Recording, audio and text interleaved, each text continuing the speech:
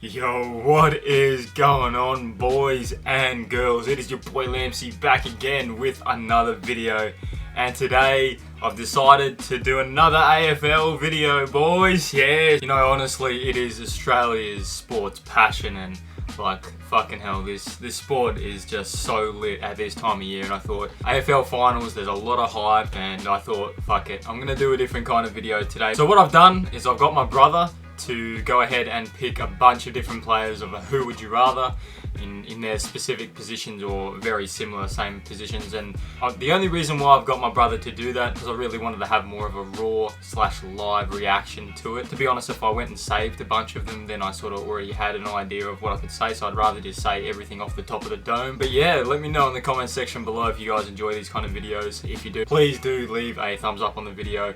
Please hit that subscribe button and let's just get cracking. So the first one on the list is the only one that my brother did send me just to make sure that he wanted to make sure that everything was all good. But first one, Patrick Dangerfield and Nat Fife. Boy oh boy, Brownlow versus Brownlow. It's actually a very, very tough decision between the two because they're both so elite, like 100%. But I'm gonna try and not be biased in this video at all. But honestly, Nat Fife, what an absolute gem. He's just so silky on the ball. His passing, his handballing, he's so strong in the tackle.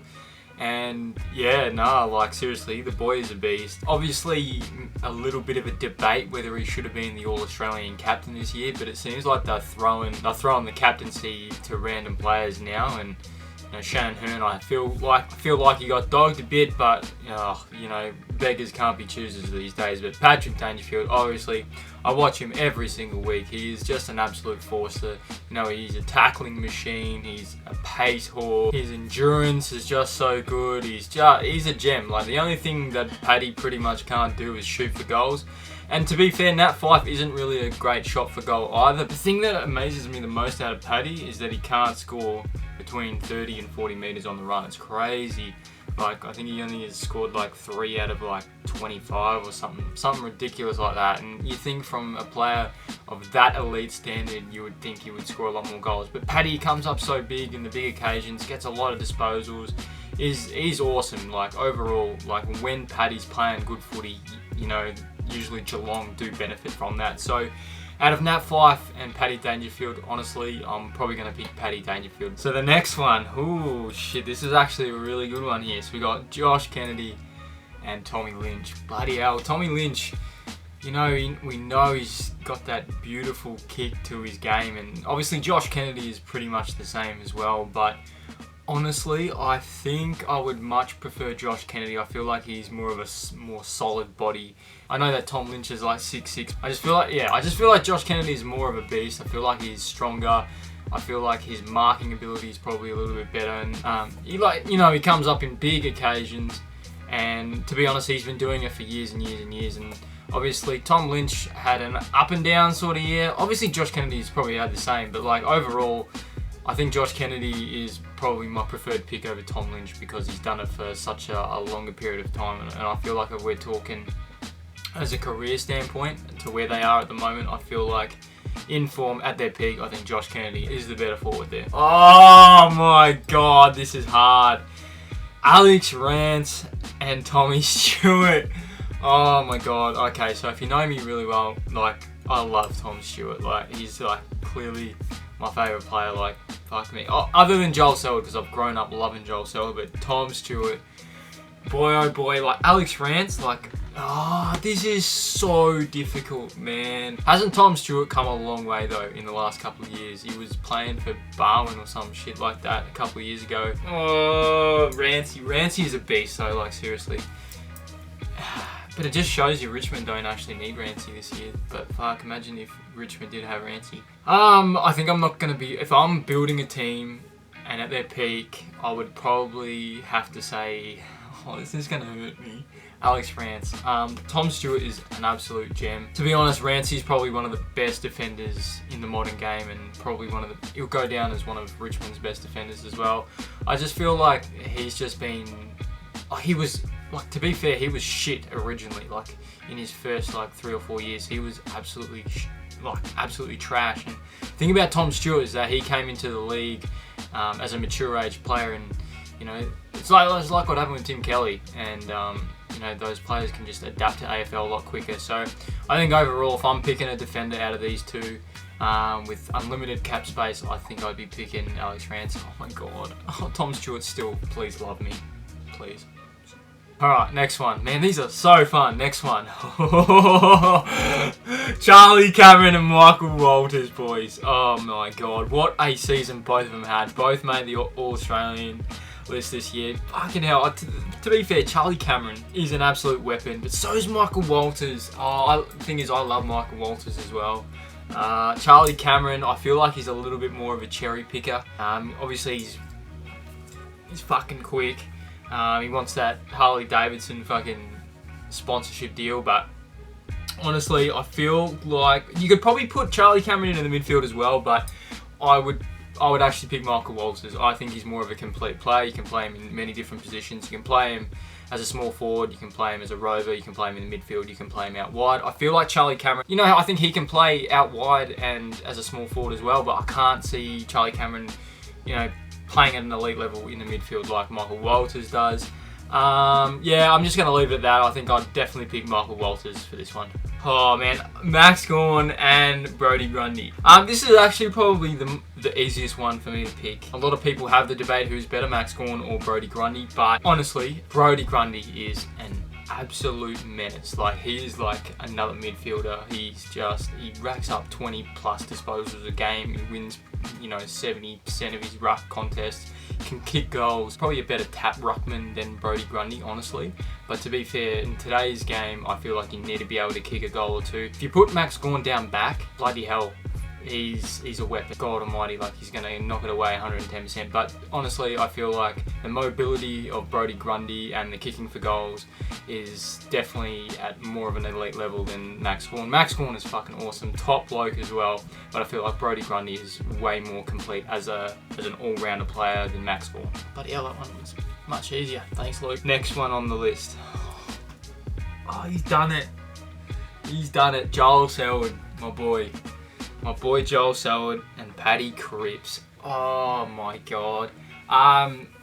This is the only one that I'm going to have to be biased with. It's Joel Selwood. Joel Selwood has been one of the best midfielders of this generation. 100% All-Australian captain. You know, he's a 3-time premiership player. Hope he becomes a premiership captain. He's a leader on and off the field. He's a great bloke to talk to. I'd love to do a video with Joel Selwood. So, Joel, come on, bro. But yeah, nah, man, like, Joel Selwood, I've grown up loving since I was a kid. I remember the whole story when I first started watching footy, because obviously I lived in New Zealand for 6 or 7 years, and I didn't get a taste of footy until I was in grade 2. So I can't remember how old. I would have been like 7 or something. And then when I was in grade 3, that's when he was a rookie. And in all fairness, man, I've loved Joel Selwood since day dot. I remember telling my dad, I pointed at him, I'm like, he's my favourite. He's going to be good. And this is like a kid who doesn't know jack shit. And he's always been my favourite player, and he's just awesome, like humble as, man. I could talk about Joel Selwood all day.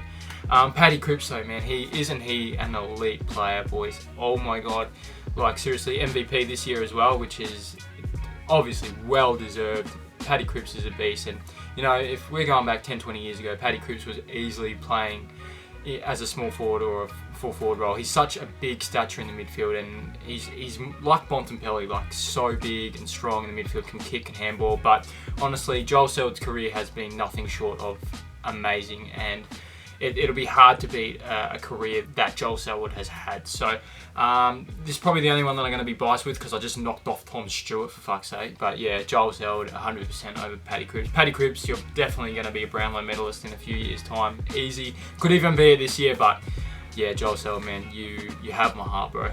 Next one on the list, Ben Brown versus Lance Buddy Franklin. I think this is pretty much another easy one for me to pick.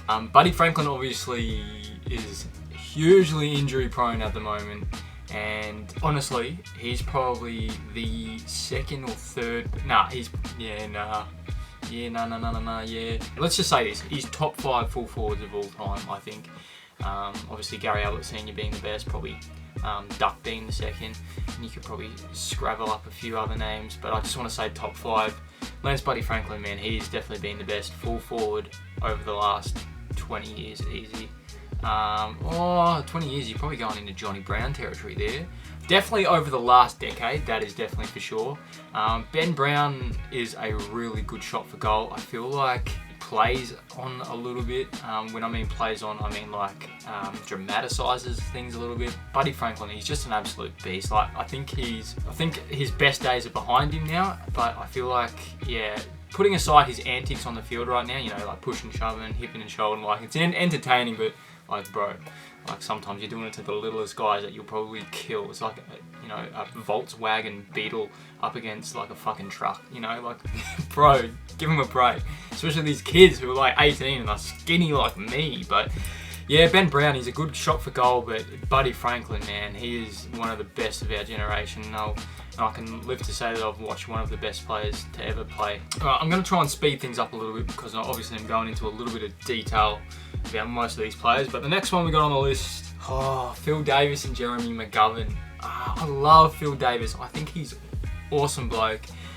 He's another bloke that I'd actually really like to just sit down and have a chat with. He's definitely he's leadership material. My dad doesn't really like him that much, but I think he's a top bloke. I think his commentary is really good. He's a really smart footballer. Jeremy McGovern, obviously all Australian again this year. Fantastic job to good old McGovern. Yeah, I'd probably pick Jeremy McGovern. I feel like he's more of a complete defender than Phil Davis. I think Phil Davis is really good as a leader, but so is McGovern. Actually, to be fair, so is McGovern. So yeah, Jeremy McGovern I think I'd definitely pick over Phil Davis. I think, you know, the premiership on McGovern's back probably helps him out a lot, especially when you go on accolades. So when you look at it at the end of the day, it's like an NBA player. If you don't have an accolade or if you don't have like a premiership to your name, it really dilutes you as a player. So yeah, Jeremy McGovern over Phil Davis, but yeah, I still love Phil Davis 100%. Tom Hawkins versus Jack Riewoldt, man. It's actually that. I was just about to say, he's such an unselfish full forward. But then so is Tom Hawkins. Like, he's got the most assists, I believe, this year. Jack Riewoldt is a Coleman medalist. Tom Hawkins is not. So it's really good to see that Tom Hawkins made the All-Australian list this year as well, which is fantastic. Yeah, man, I was pretty hyped. But Jack Riewoldt, man, he wasn't all that great back in the earlier days, and I feel like Tom Hawkins, over the course of his career, I think has probably been a better full forward. The thing is about Tom Hawkins is that he has a little bit of a patch every year, and this year it's been, you know, that last 3 or 4 games where he barely kicked a goal, and I swear that this happens every year, and that's what shrugs him out from winning a Coleman medal, because it's always a few games a year where he doesn't kick a goal and it's so close, and then Tom Hawkins misses out because the boys aren't kicking it to him. So honestly, Tom Hawkins I think is a better full forward than Jack Riewoldt. I think they're both very, very similar players. I think Tom Hawkins is a lot stronger as a player. Tom Hawkins is my pick for that one. Nick Naitanui, Paddy Ryder. Paddy Ryder is a fucking beast. He is the missing puzzle piece for Geelong. Nick Naitanui is clearly one of the best ruckmen in the game. If he can just, I feel so sorry for this man. Oh man, like seriously, he missed out on obviously winning a premiership, and then they've got a good chance of going back to back this year, even though they didn't make the top 4. But Nick Naitanui, when he's on the field, oh boy, is West Coast a better team. So Paddy Ryder, he's a really good kick for goal as well. I think Nick Naitanui I feel like Nick Naitanui probably makes more of an impact on a game than Paddy Ryder. I feel like Paddy Ryder is still an absolute beast. He comes up with some miraculous plays, but Nick Naitanui is one player that people pay for a ticket to go and watch, like 100%. He just brings a crowd, man. Like, yeah, I think I'd definitely have to pick him. But Paddy Ryder, man, you're an absolute tank. Come to Geelong, please. Next one on the list, man, it's an easy one for me. I'm probably going to trigger a lot of people for saying this, but Gary Ablett versus Dustin Martin is an easy pick. Gary Ablett is, I believe, the player of the decade. Man, like, people compare him to his dad, and Gary Ablett Sr. was definitely the best player to have ever played footy. So clearly you've got 1 and 2 there if you're talking like that. Dusty Martin is a great player, don't get me wrong. Oh man, a lot of people are going to hate me for this. I feel like he's slightly overrated. Like, he's definitely a top 10 player in the league, but he's definitely not a top 5. He had an amazing year in 2017. Last year probably wasn't the greatest. This year he's been a little bit more quiet. I feel like it's back to his level of consistency. But Gary Ablett shows up every year. He's what is this? Like his 17th year or something? Got snubbed of an All-Australian. You know, he's got the Brownlows. He's a 2-time premiership player. He's just Cardsy Greaves medalist. He was the one that put Gold Coast on a map. Gary Ablett, man. What can I say that hasn't been said before? He is the GOAT. Leave it like that. He is the GOAT. But yeah, Dusty Martin, you're still an absolute gem of a player. I love watching you play. But Dusty, you're a fucking beast, man. But yeah, Gary Ablett any day of the week. Next one, Harry Taylor versus Lachie Neale. Man, Luke's taking the piss, bro. Yeah, I guess if you want to pick a defender or a midfielder, fucking hell, this one's actually hard because like he's clearly Luke's taking the piss here. Harry Taylor, man, hasn't he had a great career at Geelong? But boy oh boy has Lachie Neale had an amazing year this year. Honestly, I'd probably pick Harry Taylor due to the fact that he's had such a consistent career, and Lachie Neale obviously he's still really early days in his career. Like if Lachie Neale is consistent for the next 3 or 4 years at the rate that he's playing at, I think, yeah, I'd probably definitely pick Lachie Neale over Harry Taylor. But Harry Taylor, man, he's been so instrumental for the way Geelong have played over the last 5-10 years, man. I love Harry Taylor. He's such a character. I'd love to sit down and have a beer with him too, man. I'd love to just sit down with anyone and have a chat, honestly. But yeah, Harry Taylor, man. That's not me being biased. I just feel like Lachie Neale probably needs to have a few more years up his belt for me to pick him. But yeah, Harry Taylor for this one. Alright, so the last one on the list. Shit, boys. Jeremy Cameron versus Azio Fantasia. Oh, boys. Yeah, Jeremy Cameron, I reckon. Jeremy Cameron is a Coleman medalist this year. He is a beautiful kick for goal, and I hope he comes to Geelong. Like seriously, he's out. I think he's from the Western District of Victoria. I love putting Geelong in the conversation, but honestly, I think now with Canelio, yeah, I think he's probably going to sign on. But honestly, I think. But yeah, I don't really think Azio Fantasia is at the same level as what Jeremy Cameron's at. I feel like, like Jeremy Cameron, man, he's an All-Australian, and Azio Fantasia, there's a lot of other midfielders in the league that you can pick, or small forwards, wherever you want to really pick him at. But I feel like Jeremy Cameron, as a small forward or a full forward, you can't go wrong with him at all. He's one of the best. He's at an elite level, and he's just going to keep getting better and better. So Azio Fantasia is a fantastic player on the ball. He's quick, he's pacey, he's got a very good kick on him as well. But yeah, I think I definitely have to pick Jeremy Cameron for this one because I swear it's really hard to find a really good full forward or a small forward who can kick straight fucking all the time. I don't understand why some players can kick so shit these days. But yeah, Jeremy Cameron 100%. But yeah, boys. Anyway, that wraps up today's video. I've thoroughly enjoyed this video. I hope you guys have as well. If you guys have, please just like this video, man. Like, I've enjoyed this so much, and I really hope to do another one. So if I get a really good response for this video, I will 100% do another one. Maybe in a different sport or something, or not. I'll do something. I'll get Luke involved and get him in front of the camera as well. But boys, footy finals, get ready. It's going to be a sick next few weeks. But yeah, if you have enjoyed, please give it a like, please do subscribe, and I shall see you legends on the next video. Peace out.